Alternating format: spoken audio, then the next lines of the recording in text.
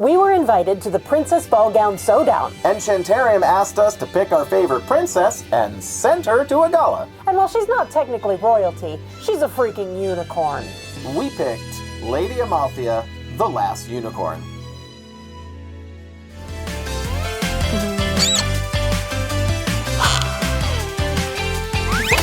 Hey, Sandy. Yeah, John? What's a Ballgown Sewdown?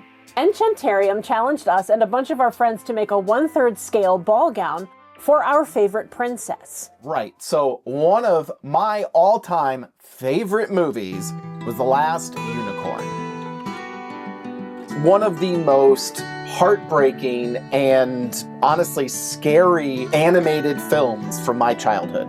At the same time, it's really beautiful. The art style is like The Hobbit, classic fantasy animation, but with some clear anime influences. The fairy tale forests are so inspiring. They almost look embroidered. There's vibrant greens and then purples. That's why I chose to make a ball gown for Lady Amalthea. That's what they call the last unicorn when she's turned into a human. She's tragic and beautiful, and I'm a girl who loves unicorns. Be sure to check out the other attendees on YouTube and Instagram.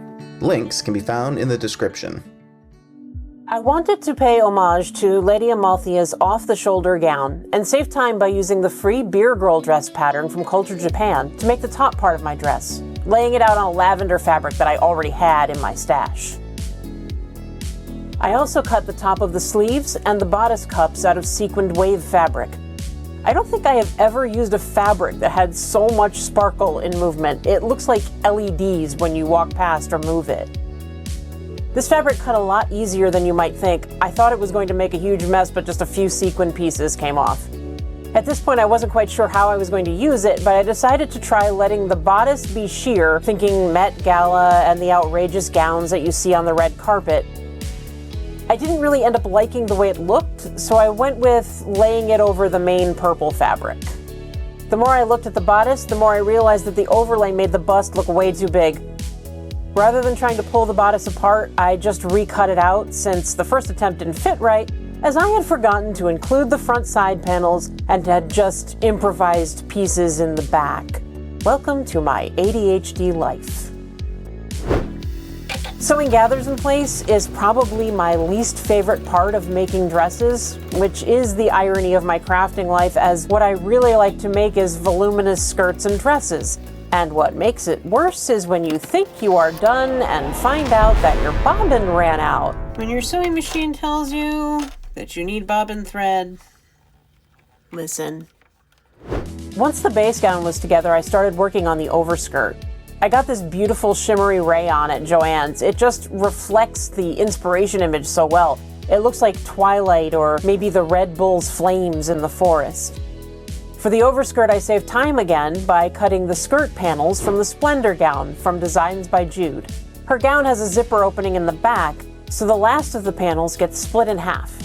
In my case, I will be turning that split to the front and leaving it open, and I will fold the front panels to the inside. At this point in the project, the heavens opened up in my sewing machine, and I created a thing of brilliance. Really, I just sewed all the overskirt seams. After I sewed all the seams and gathered in the waist, I was ready to start building the skirt. I found myself looking at one of my favorite collector Barbies, Portrait in Taffeta. She wears a similar type of overskirt, but taffeta has a ton of body to it, so the skirt poofs out in a much better shape than my fabric. A net underlay adds a lot of body and scrunches up nicely to give a base for my skirt. Cutting this stuff is a little annoying. I kept trying to fold it and smooth it out, and it just kept fighting me. But eventually I got it cut and gathered it on the machine into a skirt shape. The net was stiff enough that it was more like a cage and even stood on its own. The thicker net is helpful for the weight of the embellishments later. I draped the overskirt and the underlay together and pinned it onto the doll, and it seemed to work. Just had to trim the excess and figure out how the front panels were going to fold in. You can also see the second set of purple sleeves I made and the dress bodice that was still going to need embellishment. The next thing I needed to do was figure out how the overskirt was going to attach. I took a scrap of my overskirt fabric and thought maybe I would cut out a belt. I actually considered using the blue side facing out. It's pretty, but ultimately I decided to stick with the same color as the skirt. To figure out the size of the belt piece, I tightened up the overskirt gathers, leaving the half panels in the front flat. Those flat panels will be turned to the inside of the skirt, so I didn't need to measure those for the belt.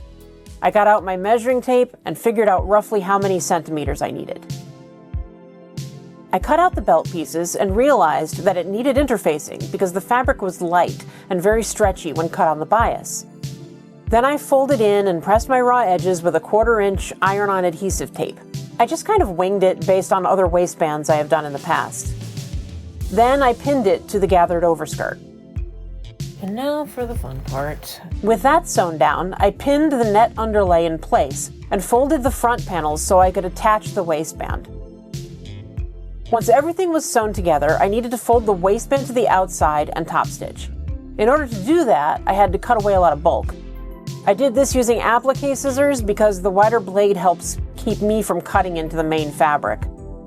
I pinned it into place and decided to hand stitch it to minimize visible seams. I was excited to do some hand sewing since I got beautiful new handmade hand sewing needles and a sewing box in Japan. It came with a little pin cushion and I got some snips.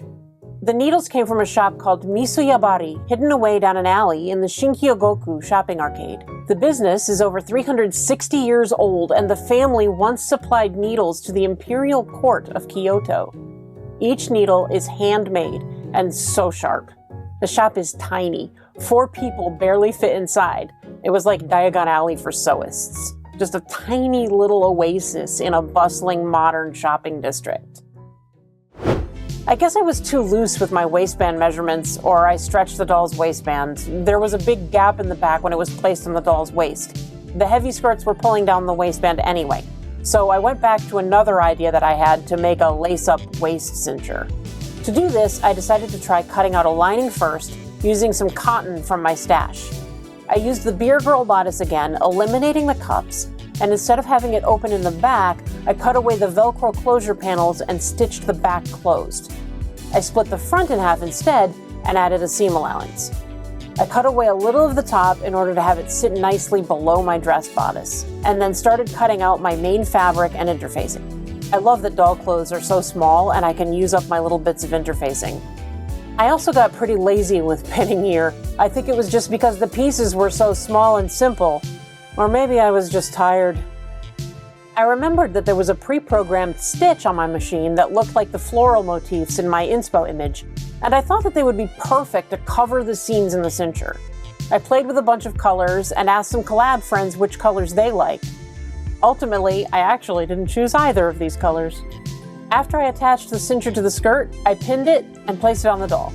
I was pretty happy with it. I could have gone with some sort of decorative pinning, but I decided to set in eyelets. I found a velvet ribbon in my stash that matched well, but it was one-sided, so it took a little twisting to get it to lay right. I kept the length long so the ends could hang straight down along the overskirt.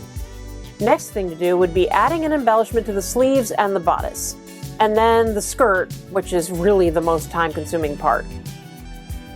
My first attempt at the bodice had lace over the entire cup, and I realized I did not want to do that again, so I thought maybe using a small amount of the sheer at the top of the cup would be good, and it would sort of reflect the tiny bit of lace that Amalthea has on her actual gown. A little more subtle, and it wouldn't make her look as buxom.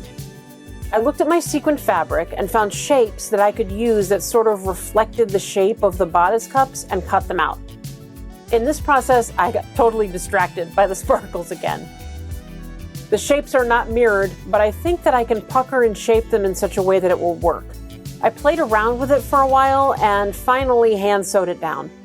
I added in some beads and some of the leaves from the applique that I will be using on the skirt. What does gala mean to me? In this case, beading and appliques. The skirt will have several panels of applique. I knew I needed to do a lot of trimming. They all had to be cut away from the net. I just sat down and watched movies on my phone and snipped away. I went through several classic Disney movies while doing this. Before I could put on the appliques, I realized I needed to hem the overskirt. I had to know where the hem would fall because the appliques needed to sit on the hemline. I also needed to hem the underdress, so I got to work on that as it was smaller. Because I used the selvage edge of the fabric for the undergown, all I really needed to do was hem up the visible selvage. I pressed it into place and then hand sewed the hem using one of my new magical relic Japanese hand sewing needles. Yes, I am wearing panda slippers, and yes, they are awesome. Oh, you're very interested in Rankin and Bass this evening? I guess that works with the project. Side note, John came up with this great way to hold up the doll while working on a giant hem. When I finished hemming the overskirt, I realized that the front was hanging much longer than the back. I think this was because of the weight of the opening. The dress just hangs longer because I didn't account for the fact that the front was opened. I have a poofy ball gown problem. I played around with making pickups in the front and messed with how the front panels fold for many hours. I didn't want to cut and reshape the hem. I even tried adding more mesh in the front, thinking it would pick up the front sections more. It did do that, but I didn't like it. Ultimately, I did pin and recut the hem, which took maybe an hour. And if I had only done this, 18 hours ago, it would be done. I did a few more fun hours of hand stitching, beading, and gluing, and then she was finished. Because of Amalthea's unique face, we had to have a custom face-up. Magical Girl Kit Kat was kind enough to take on the challenge. We really wanted to make sure her expressive eyes and pouty lip came through, and of course her porn star? It's just a forehead star. But why are we still looking at this? She's done. Unicorns? I thought they only existed in fairy tales. I tell you, there is one unicorn left in the world. Why would I be the last? You can find the others if you are brave. Who am I? The Lady Amalthea.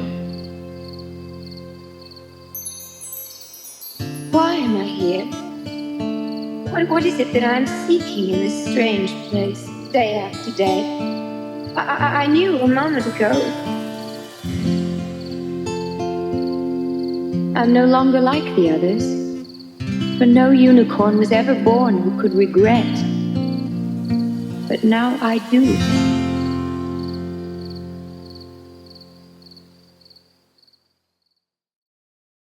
Okay, you've completely outdone yourself, Sandy. I love this dress, and I had so much fun making it. There's a point that Sandy gets in a project where everything has just been taking too much time, all the challenges, and then she gets to sew sparkly things all over the place. It is her happy place. And it is my happy place. I am so happy with how this came out. I really am too. And can we talk about the face-up? Magical Girl Kit Kat did an amazing job with her face. Yeah, I mean, we talked about so many different things with this face-up, and she really pulled it together, and she pulled it together quickly, and it looks amazing. Face-ups is not something that either of us has any real skill or experience. Yeah, no, we don't have any experience at that. It's just so nice to have somebody who does it. This is the first time we actually get to showcase our work together. Yeah. Which is pretty cool. We really hope you had as much fun watching this video as we had making her. So, what's next, Sandy? Ball gowns.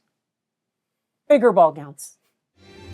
Be sure to check out all the other amazing work of our fellow creators on YouTube and Instagram. They really made this collab a lot of fun. And if you're interested in more big ball gowns, be sure to check out our Madame du Smarty recreation of a Bob Mackie classic. That's all for us. Bye. Bye!